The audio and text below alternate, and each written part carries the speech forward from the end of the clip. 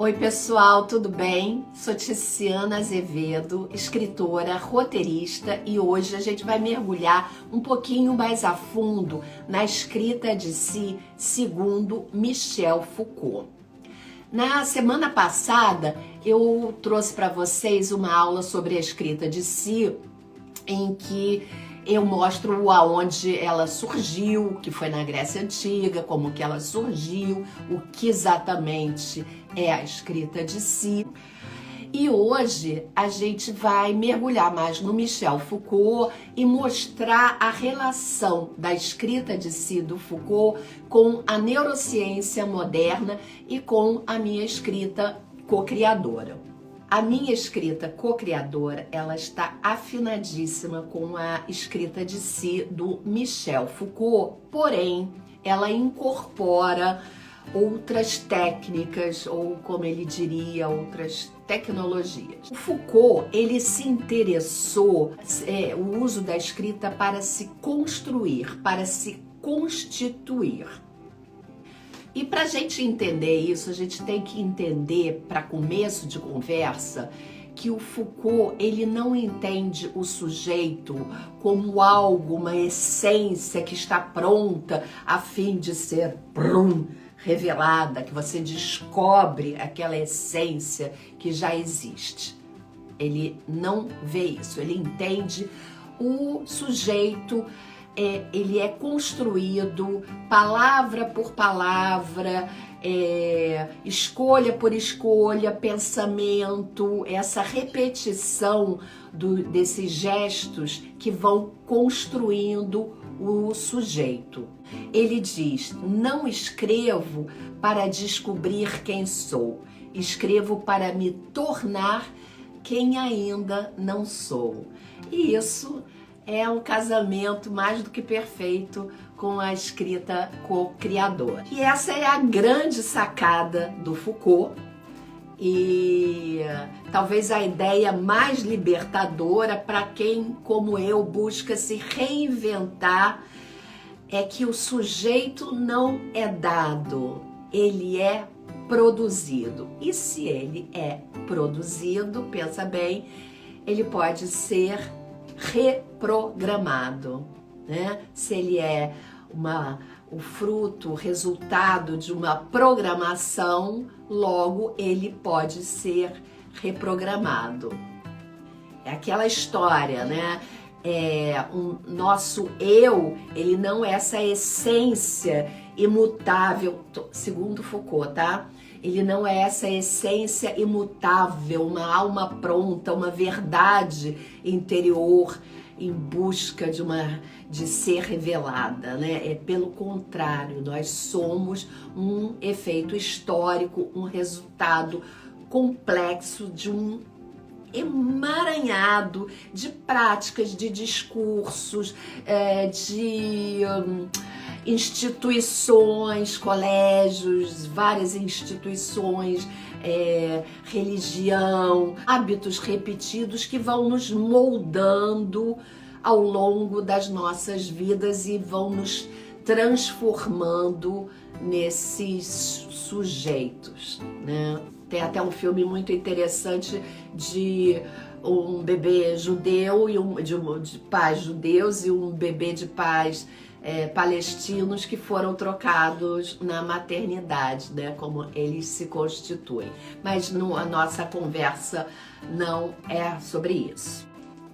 O que o Foucault estava interessado em perguntar é que tipo de sujeito eu me torno ao ficar repetindo sempre as mesmas práticas. E aí eu vou fazer aqui o meu comentário, vou arriscar dizer que muitas vezes você faz isso automaticamente, sem reflexão.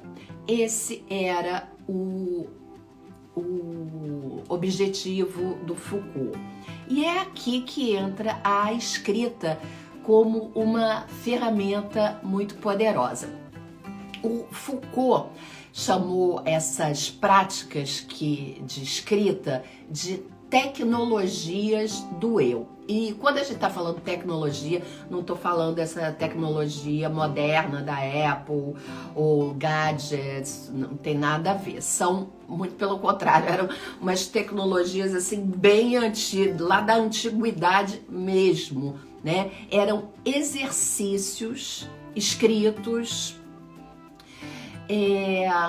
para conhecer e agir sobre nós mesmos, com o objetivo de transformar a nossa maneira de pensar e, consequentemente, de sentir, de agir, finalmente o nosso modo de existir, né? Porque o que é a nossa existência? É como nós nos comunicamos, é o que nós pensamos, como nós sentimos, como nós nos comunicamos, como nós somos no mundo. Então, a essas práticas, a esses exercícios, o Foucault chamou de tecnologias do eu. E um outro detalhe que é importante, que não é sobre terapia, como a gente conhece hoje, a psicologia, não é sobre isso. É muito mais voltado sobre uma ética e uma estética da existência. Tá? Eu vou, inclusive, depois eu vou deixar aqui um link para os exercícios, para vocês poderem praticar essa tecnologia do eu, esses exercícios da escrita de si, e eu explico muito melhor sobre Foucault e sobre o que ele pensava e por que ele criou essa escrita de si. Para chegar em todas essas tecnologias do eu, escrita de si, o Foucault, ele foi analisar lá na antiguidade greco-romana os hipomnêmata. Isso aí é grego, tá, gente? E por incrível que pareça, nós vamos praticar que nem os antigos gregos. Então, o que eram os hipomnêmata? Ou palavrinha, né? Eles eram cadernos pessoais, mas muito diferente desses que a gente vê hoje em dia, de journaling, diários íntimos, não tinha nada a ver com isso.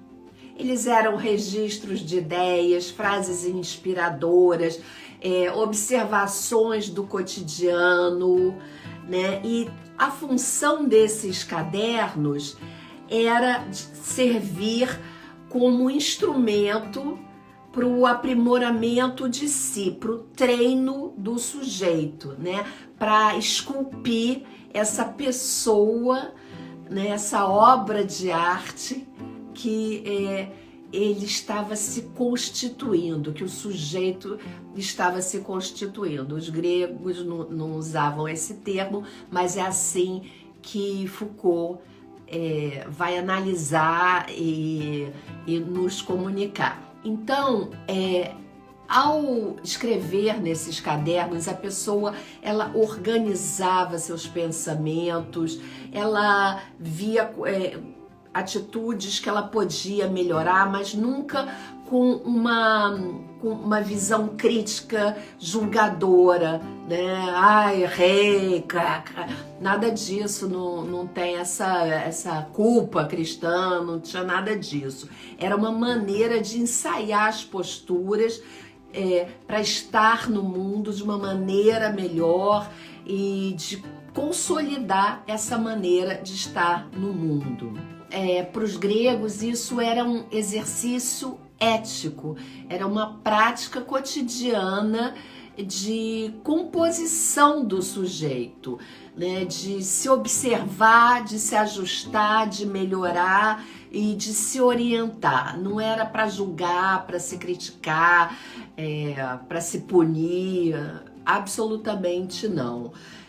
Ele analisava, assim, por exemplo, que postura que eu repeti, que eu poderia ter feito melhor, e com isso ele anotava e ele se exercitava como indivíduo, como ser humano. Gente, agora vamos trazer a ciência para essa conversa.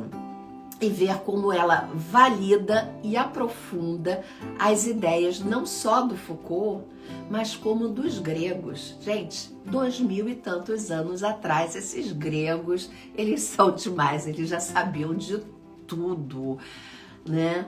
Eles intuíam tudo. Pois é, mas hoje a neurociência, ela corrobora essa ideia de que nós somos produzidos, tá? E por isso, por sermos produzidos, nós podemos nos reprogramar.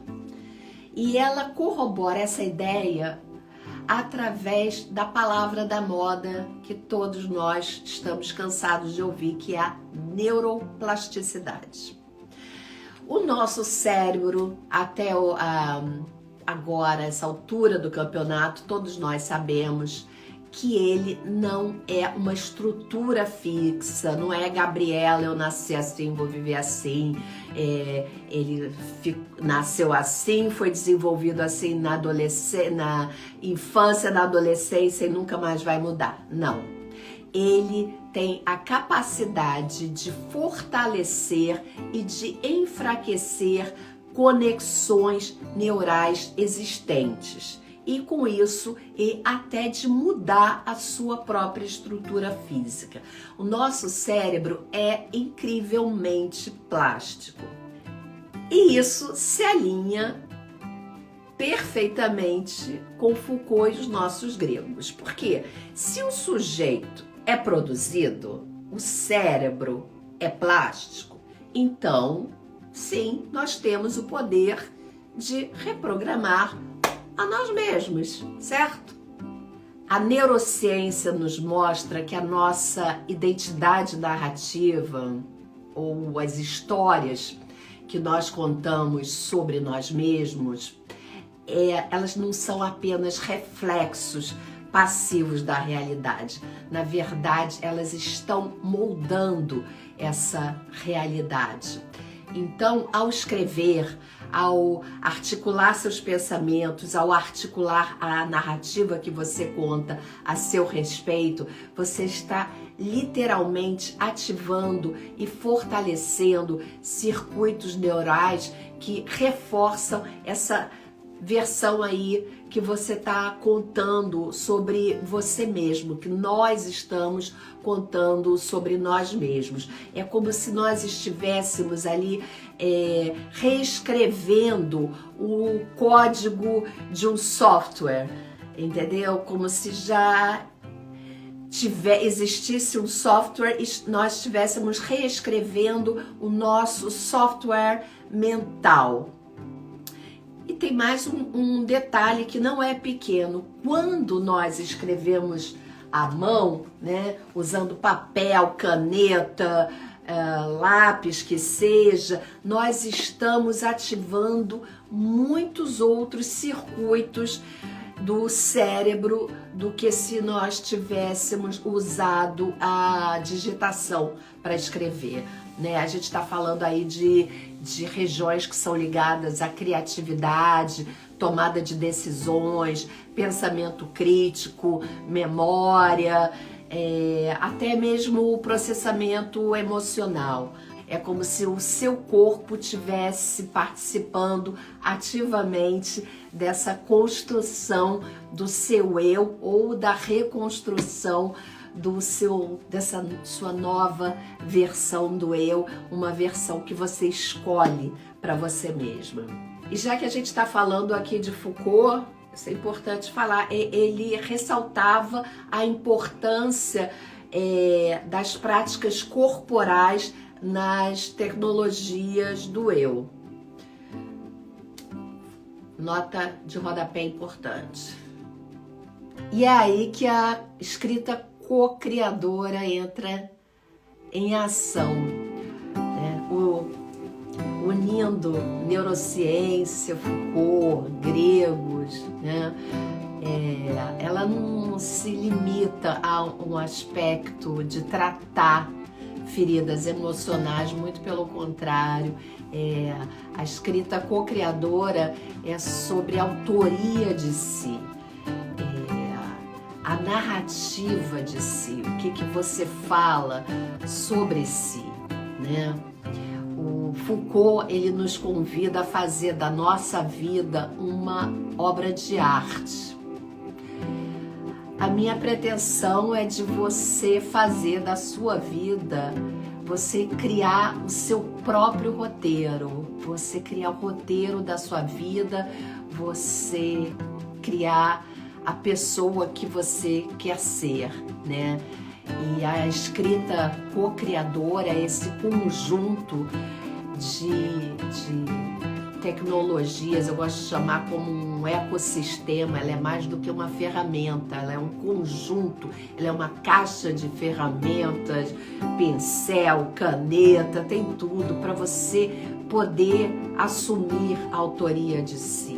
Escolher conscientemente o modo que você quer existir no mundo, a história que você quer contar, que você quer viver. Mais importante do que contar é a história que você quer viver. E para isso é necessário ter essa coerência, né? O que você fala sobre você. Você não pode querer viver a vida de uma maneira e contar uma história completamente incoerente com essa vida que você quer viver. Para você ser o autor, você tem que ter essa coerência, né? Então não é só sobre o que aconteceu no passado, mas sobre quem você está se tornando ao contar a história desse jeito agora e no futuro. Para Foucault, não escrevemos para descobrir quem somos, escrevemos para nos constituir, para nos criar ou para nos recriar. E toda vez que nós escrevemos de modo consciente, nós não estamos apenas contando uma história, nós estamos criando um modo de existir.